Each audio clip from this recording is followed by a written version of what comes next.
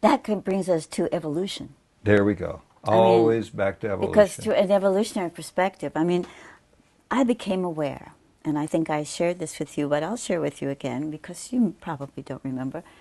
I was standing in front of the mirror and realized that I had inhabited all these bodies. I had inhabited the body of a fetus.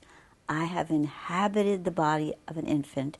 I have inhabited the body of a toddler, child, teenager, young woman, mother, elder woman, and here I am right now. But each of these, this has been an evolution of me.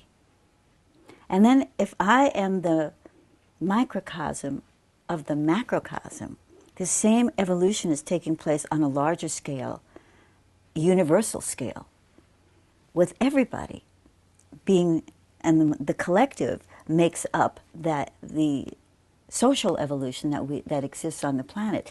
So the social evolution started as very reptilian, which is like the fetus, and infantile is, remember when our kids were 2 years old and they would go mine, and hit each other if they didn't get it and have all these wars over things? Well, that's pretty much where we are in terms of social evolution. Let me just interrupt. Aren't we doing that? Yes, and I haven't done that to you in a while, so I must have evolved. Let me talk to the guys just for a minute here.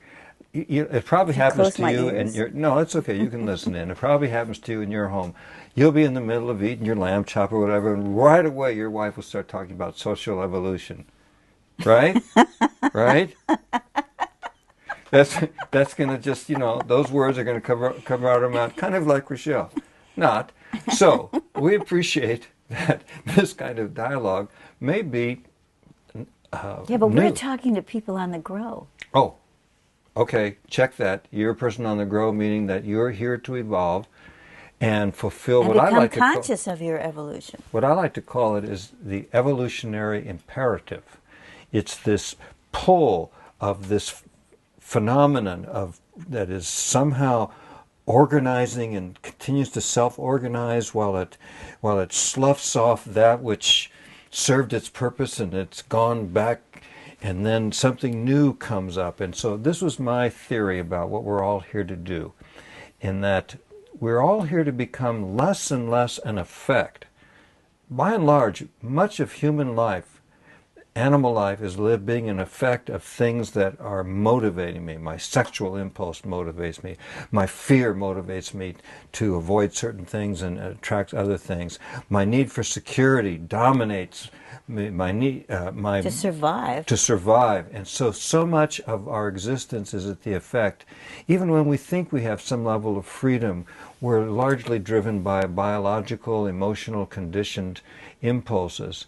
And the lure and the attraction and the possibility that a spiritual life, a real authentic spiritual life offers, is that we can become less and less an effect and more oriented toward cause.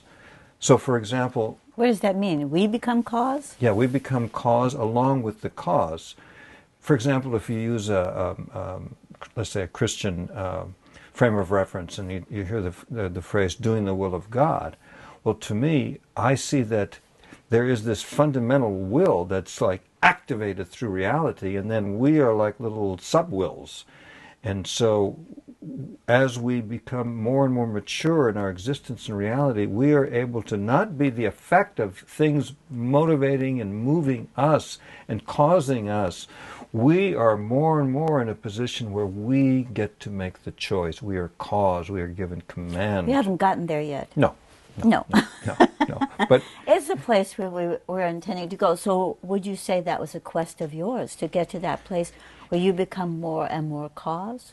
Oh, definitely. And I've had taste of it, as I suspect everyone's had a taste of it. Anytime you've really had a creative moment where you made something up out of nothing. It wasn't a compulsion. You weren't driven by compulsion. You just made it up just for the pure delight of creation. And I think that begins to get toward that being a cause.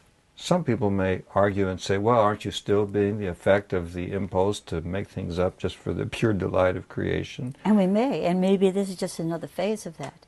I mean, that's a phase of evolution itself, is that as you become more cause, even though you are being moved, even though you may still be in effect, you're now a causal effect. I just made that up. You're a causal effect. That's those are for you who are by cause and by effect and by. Or because. Because. You could be cause. That's why your parents really were right on when they said you asked these, fetching questions. Profound questions, I thought they were. They said, and they'd say, because. And it's taken me all the years to realize how they knew what they were talking about. They actually knew. It is the parents. because. And so that's what Inside Out is about. That's what our program is about. That's what our performance is about. Because Rochelle and I like to use comedy, theater, poetry. Let me give you a quick And little that's what the Laughing Heart is about. Because we've created an organization that adheres to these principles, that looks at them, wants to investigate them in the most entertaining ways possible, that these questions of why we're here and what we're about, and being able to look at the seemingly mundane events of our lives through a sixth sense, to see how it has spiritual impact on our lives, how it impacts us and helps us grow our souls. There you go. Here's a piece we could do together spontaneously and you'll know these lines, and we'll just improvise them. But we're going to do In a Wash. So this is an example of a metaphorical way of understanding. We're going to be in a wash? Yeah, okay. So here it is. So here's the metaphor. We're all gathered in a wash, like bubbles, clinging, and then cleansed by each other, helping to explode our shells, each leaving a vacuum waiting to be filled. By God. By God. By God.